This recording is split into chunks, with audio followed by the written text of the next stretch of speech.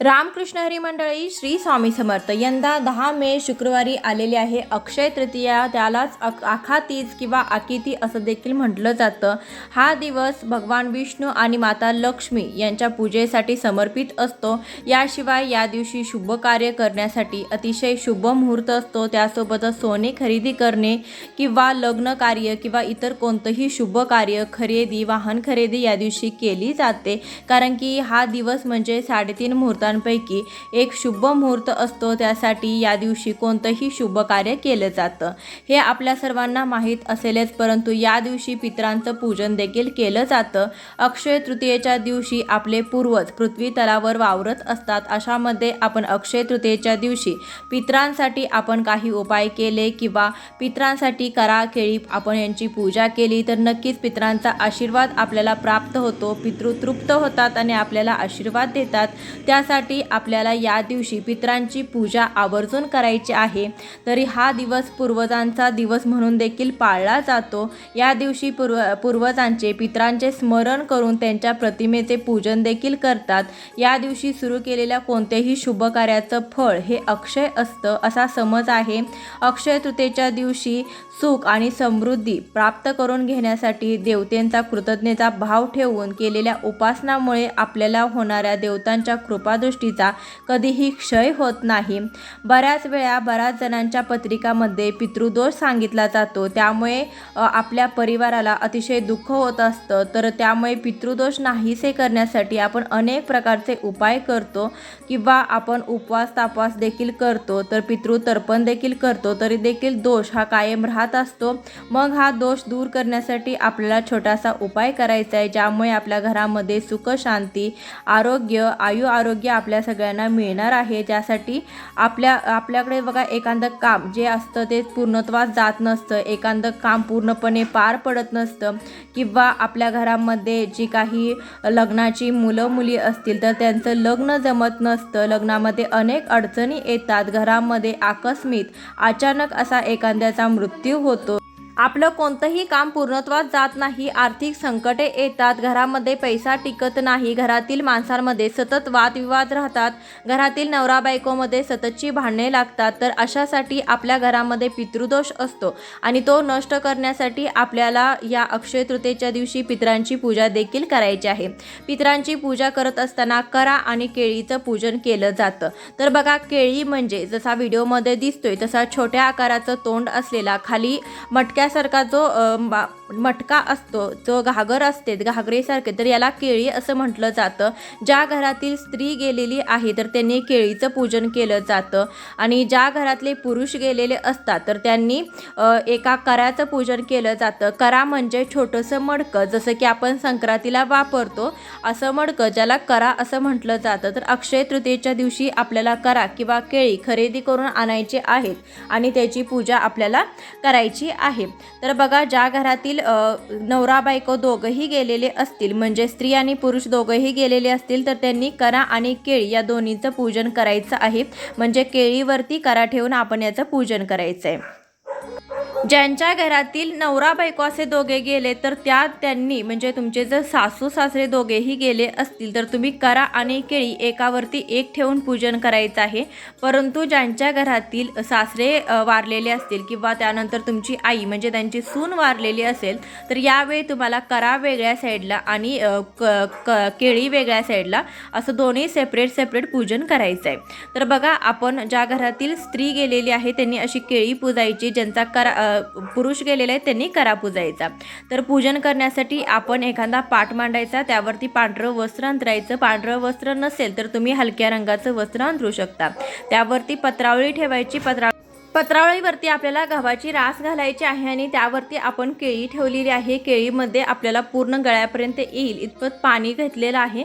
त्यानंतर त्यावरती आपल्याला चंदनाची 5 ठिकाणी बोटे उठवून घ्यायचे. तर बघा, आपण जेव्हा कलशाची पूजा करतो, देवी देवतांची पूजा करतो, त्यावेळेस मी बऱ्याच व्हिडिओमध्ये तुम्हाला सांगितलेलं आहे आपण खालून वरती अशी कुंकवाची बोटे उठवतो. परंतु आपण जेव्हा पितरांसाठी पूजा करतो त्यावेळेस आपण जेव्हा चंदनाची बोटे उठवायची आहेत, कुंकाची बोटे उठवायची नाहीत, परंतु चंदनाची बोटे उठवताना आपल्याला वरून खालती उठवायचे आहेत. म्हणजे कारण आपला पितृदोष हा कमी व्हावा किंवा नष्ट व्हावा त्यासाठी आपल्याला खालून वरून खालती असे आपल्याला बोटं उठवायचे. त्याने आपण देवी देवतांची जेव्हा पूजा करतो त्यावेळेस कुंकवाची बोटे खालून वरती उठवतात, म्हणजे आपली जी प्रगती आहे ती उत्तरोत्तर होत राहो यासाठी आपण खालून वरती अशी बोटे उठवतो. तर त्यानंतर आपण बघा जिथे चंदनाची बोटे उठवली आहे त्या ठिकाणी आपण थोडेसे काळे तीळ आणि तांदूळ आपण चिटकून घेतलेले आहेत, कारण की पितरांच्या पूजेमध्ये काळ्या तिळाला हे अनन्यसाधारण असं महत्त्व आहे आणि तांदळाला, त्यासाठी या दोन वस्तूंचा आपण या दिवशी वापर करायचा आहे.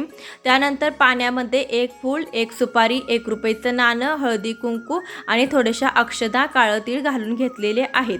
तर अशी केळीची पूजा केलेली आहे. त्यानंतर आपल्याला करा पुजून घ्यायचे, म्हणजे पुरुष व्यक्ती गेलेली असेल तर तुम्ही हा करा पुजायचा आहे.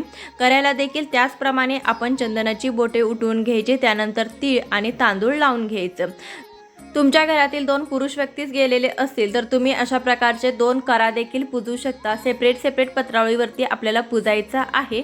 आणि नवरा बायको जर गेलेले असतील तरच आपल्याला अशा प्रकारे केळी आणि त्यावरती करा पूजायचे. तर कराला देखील त्याच पद्धतीने आपण बोटे उठवून घ्यायचे आहेत. काही ठिकाणी यावरती आंब्याचं फळ ठेवलं जातं, काही ठिकाणी खरबूज ठेवलं जातं किंवा काही ठिकाणी बघा फक्त पाणी भरून करा देखील पूजला जातो, त्यावरती कोणतंही फळ ठेवलं जात नाही. आणि जो पुरणपोळीचा नैवेद्य केलेला असतो, आमरस आणि पुरणपोळी, त्याचा नैवेद्य दाखवला जातो. या दिवसापासूनच पहिल्यांदा पितरांना आंब्याचा नैवेद्य दाखवून त्यानंतरच आंबे खायला सुरुवात केली जाते. तर हा नियम बऱ्याच घरांमध्ये पाळला जातो. तुमच्याकडे जशी पद्धत असेल त्या पद्धतीने तुम्ही पूजन करू शकता. यामध्ये जे काही खालचे तांदूळ आहे तर ते तांदूळ म्हणजे ब्रह्माचे स्वरूप असते आणि जो घटाचा मधला कुंभ असतो तो विष्णूचं प्रतीक मानलं जातं. तसेच घटाचा वरचा छोटा कुंभ हे शंकराचं प्रतीक मानलं जातं. अशी आपल्याला त्रिदळाची पूजा करायची आहे. गुरुर् ब्रह्मा गुरुर्विष्णू गुरुर्देव महेश्वरा गुरुर साक्षात परब्रह्म तस्मै श्री गुरुवे नमः असं म्हणून आपल्याला घटाला नमस्कार देखील करायचा आहे. देवाला आपण दिवा लावत असताना कधीही 2 वातीचा दिवा लावावा आणि पितरांसाठी दिवा लावत असताना आपल्याला 1 वातीचा असा दिवा लावायचा आहे. तर इथे बघा मी वरच्या करावरती एक आंब्याचं फळ ठेवलेलं आहे. तुमच्याकडे जशी पद्धत आहे त्याप्रमाणे तुम्ही ठेवू शकता. दिवा लावण्यासाठी 1 वातीचा आपण दिवा घ्यायचा आहे आणि तो दिवा लावायचा आहे. तर ही पूजा मांडण्यासाठी तुम्हाला कोणत्याही दिशेची गरज नाही की कोणत्याही दिशेला ही पूजा मांडावी. तुम्ही कोणत्याही दिशेला तुम्ही पूजा मांडू शकता किंवा दक्षिण दिशेकडे तोंड करून देखील तुम्ही पूजा करू शकता. ही पूजा ही दुपारी आपल्याला 11 ते 12 या दरम्यान करायची, म्हणजे 11:30 ते 12 या वेळी तुम्हाला ही पूजा उरकायची आहे. फक्त 10 ते 15 मिनटं लागतात. दिवा लावत असताना दिव्याचं तोंड हे दक्षिण दिशेला करावं.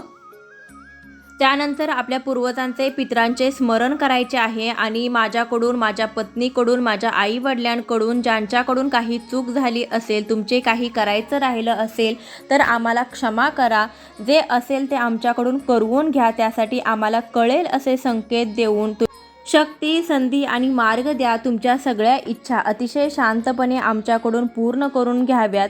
तुम्हाला सद्गती, शांती, मुक्ती, मोक्ष प्राप्त होऊ दे. त्यासाठी आवश्यक अशा गोष्टी आमच्याकडून करून घ्या, अशी आपल्याला आपल्या मनामध्ये प्रार्थना करायची आहे. त्यानंतर तुम्हाला जो पितरांची पूजा केल्यानंतर पितरांचे आशीर्वाद आपल्याला लाभावे त्यासाठी तुम्ही पितृसूक्त किंवा पितृ अष्टकमचं पठण देखील करू शकता.